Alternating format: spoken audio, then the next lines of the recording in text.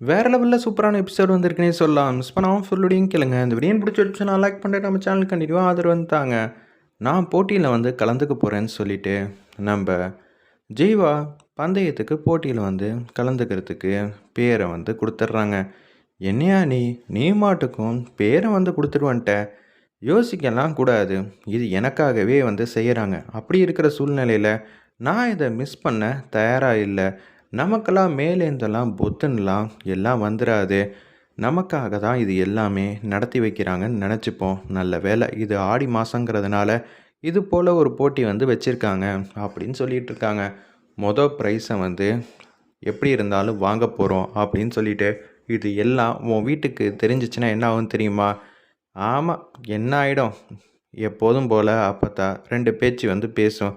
இது என்ன புதுசா அப்படின்னு சொல்லிட்டு அப்படியே ஜெயித்த மாதிரியே நம்ம ஜீவா வீட்டுக்கு வராங்க.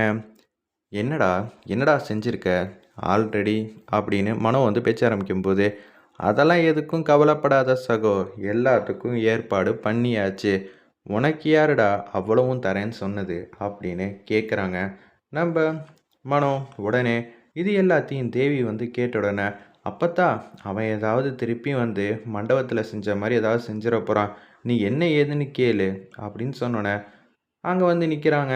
என்னடா என்னமோ ரொம்ப சந்தோஷமாக இருக்க? ஆமாம், இன்னும் 2 நாளில் கைக்கு எல்லாமே கிடச்சிரும். யார்ரா அந்த இளிச்சவாயன் உன்னை தேடி தரேன்னு சொன்னது அப்படின்னு சொல்லும்போது, இதனால் ஏதாவது ஒரு பிரச்சனை வந்துச்சுன்னா நீ தான் ஃபேஸ் பண்ணணும். நாங்கள் யாரும் வரமாட்டோம். சரி அப்போத்தா, அதெல்லாம் யாரும் வரமாட்டாங்க. அது என்னோட சொந்த பணம் தான் அப்படின்னு சொல்லும்போது, அப்போத்தா ஒருவேளை நம்ம பெட்டிக்கடியில் கட்டுக்கட்டாக வச்சுருக்கிறத பார்த்துருப்பானோ அப்படின்னு சொல்லும்போது, டேய் என்னடா தெளிவாக சொல்லு அப்படின்னு லோகநாதனும் சக்தியும் கேட்குறாங்க. நான் போட்டியில் கலந்துக்க போகிறேன். கலந்துக்கிட்டு செம்மையாக மாஸ் பண்ண போகிறேன் அப்படின்னு சொல்கிறாங்க. அவ்வளோதானா? நான் கூட என்னமோ ஏதோ நினச்சிட்டேன். அப்போத்தா இவன் போட்டியில் கலந்துக்க போகிறானா அப்படின்னு தேவி சிரிச்சுக்கிட்டே இருக்காங்க அந்த இடத்துல. நான் கூட என்னமோ ஏதோ நினச்சிட்டேன்டா, தப்பு கணக்கு போட்டுட்டேன். கொழுந்தனாரே, போட்டியிலலாம் கலந்துக்கிட்டாலாம் பரிசெல்லாம் கொடுக்க மாட்டாங்க சரிங்களா? ஜெயிச்சாதான் கிடைக்கும். அதெல்லாம் இவனுக்கு தெரியுமா அப்படின்னு சொல்லி அந்த இடத்துல நம்ம அப்பத்தாலேருந்து எல்லாரும் வேறு வேலை வெட்டி இருந்தால் பாருங்கள். இன்றைக்கி எல்லாரும் என்ன ஏளனமாக பேசுங்க. ஆனால் கடைசியில் நான் தான் ஜெயிக்க போகிறேன். இது எல்லாம் நடக்க தான் போகுது. அன்றைக்கி நீங்கள் என்ன செய்கிறீங்கிறத பார்க்கலாம் அப்படின்னு சொல்லும்போது, ஒரு செகண்ட் அப்பத்தாவும் தேவியும் யோசிக்கிறாங்க. மாப்பிள்ளை இதெல்லாம் தேவையா மாப்பிள்ளை? வேறு ஏதாவது ஒன்று பண்ணலாம்ல? விடுங்க அத்தை, நான் எப்படி இருந்தாலும் மீனாட்சிக்காக இது கூட செய்ய மாட்டேன்னா என்ன? சிலம்பம் போட்டியிலலாம் கலந்துக்கணுன்னு அவசியமே இல்லை. ஏன் இந்த மாதிரியெல்லாம் பிரச்சனையை நீங்களே விலை கொடுத்து வாங்குறீங்க? வேறு என்னத்தை பண்ணுறது? இங்கே எல்லாரும் என்னென்ன பேசுனாங்கன்னு உங்களுக்கே தெரியும்ல அப்படின்னு சொல்கிறப்ப, அப்படியே அவங்க மாட்டுக்கும் ஜீவா மாட்டுக்கும் போக ஆரம்பிச்சிடுறாங்க. இனிமேட்டு நான் ஜெயிச்சுட்டு தான் எதுவாக இருந்தாலும் உங்ககிட்ட பேச போகிறேன். எனக்கு என் மேலே நம்பிக்கை இருக்குன்னு சொல்லிட்டு போகிறாங்க. உடனே சுமதி மீனாட்சிக்கிட்ட, ஏய் உன் புருஷன் செய்கிறதெல்லாம் சரியில்லடி, எதுக்குடி இப்படியெல்லாம் போகிறாங்க? ஆமாம் அப்படின்னு சொல்லி தேவி வேற பாட்டப்பட வைக்கிறாங்க சுமதியும் மீனாட்சியும். ஆமாம், இவன் இது வரைக்கும் கம்பு சுற்றி பார்த்ததே இல்லை. அவன் ஏதாவது கம்பு சுற்றுறதுக்கு ஏதாவது தெரிஞ்சிருந்தா கூட பரவாயில்ல. குச்சி எந்த சைஸில் இருக்குன்னு கூட தெரியாதுன்னு சொல்லிட்டு உடனே குச்சி எடுத்துகிட்டு வாசலில் நிற்கிறாங்க. இதுதான் 5 அடி குச்சியா? இதை எப்படி சுற்றுறது அப்படின்னு சொல்லிட்டு கேட்கும்போது சுமதியும் நம்ம மீனாட்சியும் ஜெர்க் ஆகிட்டாங்க. சரி இவனுக்கு ஏதோ ஒன்று தெரியும் போல இருக்குது அப்படின்னு சொல்லிட்டு யோசிச்சுட்டு இருந்தப்ப, ஏய் என்னடி உன் புருஷங்கிட்ட சொல்லி இப்போ தடுத்து நிப்பாட்டு. அங்கே வரவங்களாம் மிகப்பெரிய ஆளுங்களாக இருப்பாங்க. சுற்று வட்டாரத்தில் ஏகப்பட்ட பேர் இருப்பாங்க. அப்படி இருக்கும்போது எப்படி இதெல்லாம் சாத்தியம் அப்படின்னு சொல்லும்போது மீனாட்சி கேட்க வராங்க. ஏய் உனக்கு ஏதோ உருப்படியாக ஏதோ ஒரு விஷயம் தெரியும்னு நினச்சதுனால தான் நான் அமைதியாக இருந்தேன். என்னடா உனக்கு இப்போ தான் குச்சியே கண்ணில் பார்க்குறியா அப்படின்னு சொல்லும்போது, ஆமாம் மீனாட்சி, இன்னும் 2 நாள் தான். அதுக்குள்ளே நான் எப்படியாவது முழுமையாக கற்றுக்கிட்டு நான் ஜெயிக்க போகிறேன். டேய் நான் ஏதாவது சொல்லிட போகிறேன் பார்த்துக்க. 2 நாளில் ட்ரைனிங் பண்ணி நீ ஜெயிக்க போறியா? தேவையில்லாத வேலையெல்லாம் பண்ணாத. அடி உதெல்லாம் வாங்கிட்டு வந்தேன்னா நான்லாம் எதுவும் ஒத்தடம்லாம் கொடுக்க மாட்டேன். ஏன் அப்படியெல்லாம் சொல்கிற? அதுக்கெல்லாம் நடக்க வாய்ப்பே இல்லை. வேறு என்ன நடக்க போகுது? இவன் திரும்பி வந்தாலே பெருசுங்கிற மாதிரி சொல்கிறாங்க.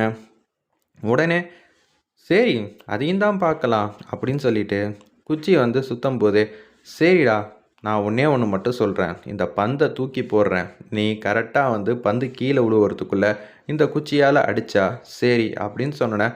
சரி கொஞ்சம் ஒரு 10 நிமிஷம் டைம் கொடு, நான் ஏதாவது கற்றுக்கிட்டதுக்கு அப்புறமேட்டுக்கு செய்கிறேன் அப்படின்னு சொல்லிட்டு அப்படியே ஒரு பூச்செடி மட்டும் தொங்குது, அதை வந்து அப்படியே சுற்றி சுற்றி படுதா இல்லையான்னு பார்த்துக்கிட்டு இருக்காங்க. சரி மீனாட்சி நான் ரெடி ஆகிட்டேன்னு சொல்லிட்டு அப்படியே வந்து பந்தை தூக்கி போடுறாங்க. கரெக்டாக வந்து அப்படியே வந்து சுற்றுறாங்க. கம்பில் பந்து பட்டு அப்படியே தேவி மேலே வந்து படுது. செம காமெடியாக இருந்துச்சுன்னே சொல்லலாம். ஏன்டா ஜீவா இப்படி பண்ண, நீ சுற்றி கற்றுக்கிறதுக்கு நான் தான் கிடச்சேனா, இது எப்படிப்பட்ட விளையாட்டுன்னு நீங்களே சொன்னீங்க, நீங்கள் தான் உஷாராக இருக்கணும். ஏய் உன் பொண்டாட்டியும் தானடா பக்கத்தில் இருந்தா, அவள் இந்த பக்கம் இருக்கா மதனி, ஆனால் நீங்கள் பந்துக்கு நேராக இருக்கீங்க, நீங்கள் எது சொல்கிறதா இருந்தாலும் அந்த பந்துக்கிட்ட தான் சொல்லணும், நான் என்ன வேணும்னா அது மாதிரி பண்ணேன், நீ செஞ்சாலும் செஞ்சிருப்படா அப்படின்னு சொல்லிட்டு தலையில் கை வச்சுக்கிட்டே வந்து வராங்க அந்த இடத்துல. உடனே பாண்டி வந்து கேட்குறாங்க, என்னடி ஆச்சு, ஏன் தலையில் கை வச்சுட்டு வர, உங்கள் தம்பி இருக்கான்ல அவன் பண்ண வேலை தான். என்னது அடிச்சிட்டானா, இல்லை இல்லை அடித்தேன்னு சொல்ல முடியாது, அவன் ஏதோ ஒரு குச்சியை வச்சு விளையாட்டு மாதிரி கற்றுக்கிட்டு இருக்கான், அப்பன்னு பார்த்து பந்து மேலே பட்டுருச்சு, அவன்கிட்ட நீ எதுக்கு போய் நின்று வேடிக்கை பார்த்துக்கிட்டு இருக்க, உள்ளே போய் வேறு பொழப்பு இருந்தால் பாரு அப்படின்னு சொன்னோன்னே, அப்போத்தா அவன் தேறிடுவான் தான் நினைக்கிறேன், என்ன சொல்கிற, நடந்த விஷயத்தெல்லாம் சொல்கிறாங்க, அவன் ஜெயிக்கிறதுக்கு சந்தர்ப்பமே வந்து கொடுக்கக்கூடாது, ஒரு வேளை ஜெயிச்சிட்டானா நம்ம மூஞ்சில் வந்து கரியை பூசிடுவானா, அதெல்லாம் நடக்கக்கூடாது, நடக்காத அளவுக்கு ஏதாவது செய்யணும்னா யார் இருக்கா அப்படின்னு சொல்லி விசாரிச்சுக்கிட்டு இருக்காங்க அந்த இடத்துல. உடனே ஜீவா பற்றி பெருமிதமாக நம்ம தேன்மொழி அக்கா வந்து சொல்லிகிட்டு இருக்காங்க, வேறு யாருக்காகவும் இல்லை, உனக்காக தான் கஷ்டப்பட்டு இது மாதிரிலாம் வந்து பண்ணிக்கிட்டு இருக்கான், சும்மானு இருங்க, நீங்கள் வேறு ஏதாவது சொல்லிக்கிட்டு இருக்காதக்கா, வேறு வேலை இருந்தால் போய் பாருன்னு சொன்னோன்னே மனம் வராங்க, இந்தாடா அப்படின்னு சொல்லி ஜூஸ் எடுத்துகிட்டு வந்து கொடுக்குறாங்க அந்த இடத்துல.